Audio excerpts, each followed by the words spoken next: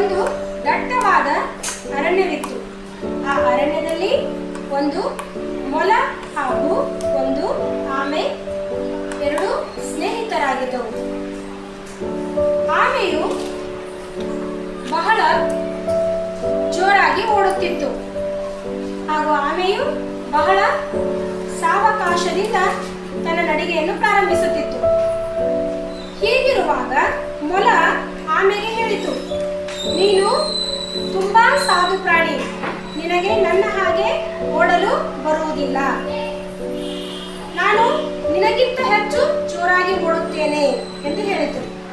ಆಗ ಆಮೆ, ಹೌದು, ನೀನು ಜೋರಾಗಿ ಓಡುವುದು ನಿನ್ನ ವ್ಯಕ್ತಿತ್ವ ಎಂದು ಹೇಳಿತು.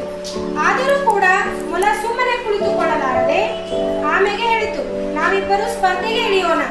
ಯಾರು ಮೊದಲು ಗುರಿಯನ್ನು ಮುಟ್ಟುತ್ತಾರೋ ಅವರು ಈ ಒಂದು ರೇಸಿನಲ್ಲಿ ಗೆಲ್ಲುತ್ತಾರೆ ಎಂದು ಹೇಳಿತು. ಆಗ ಎರಡೂ ಕೂಡ ಓಟವನ್ನು ಪ್ರಾರಂಭಿಸಿದವು. ಮೊಲವು ಬೇಗನೆ ಓಡಲಾರಂಭಿಸಿತು. ಆಮೆ ಮಾತ್ರ ಸಾವಕಾಶವಾಗಿ ಬರುತ್ತಾ ಇತ್ತು. ಮೊಲಕ್ಕೆ ಸ್ವಲ್ಪ ಜಂಬ ಬಂದಿತು. ನಾನು ಸ್ವಲ್ಪ ಓಡಿ ಗಿಡದ ಕೆಳಗೆ ಸ್ವಲ್ಪ ವಿಶ್ರಾಂತಿಯನ್ನು ತೆಗೆದುಕೊಳ್ಳುತ್ತೇನೆ.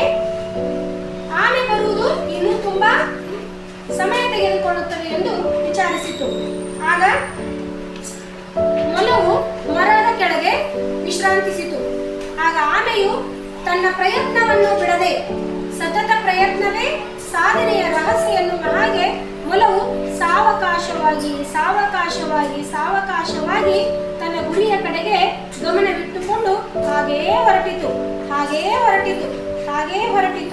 ಮೊಲ ಮಲಗಿದ್ದನ್ನು ಕಂಡು ಮತ್ತೆ ತನ್ನ ಗುರಿಯನ್ನು ಮುಟ್ಟಲು ಮುಂದೆ ಸಾಗಿ ತನ್ನ ಗುರಿಯನ್ನು ಮುಟ್ಟಿತು.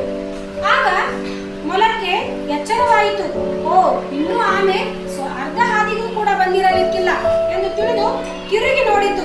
ತಿರುಗಿ ನೋಡುವಷ್ಟರಲ್ಲಿ ಆಮೆ ತನ್ನ ಗುರಿಯನ್ನು ತಲುಪಿತ್ತು. ಆಗ ತಾನು ಮಾಡಿದ ಒಂದು ಮೂರ್ಖತನದ ಕೆಲಸಕ್ಕೆ ಪ್ರಾಯಶ್ಚಿತ್ತ ಪಟ್ಟುಕೊಂಡಿತು. ಮೊಲವು ಆಮೆಯ ಹತ್ತಿರ ಹೋಗಿ ಕ್ಷಮೆಯನ್ನು ಕೇಳಿತು.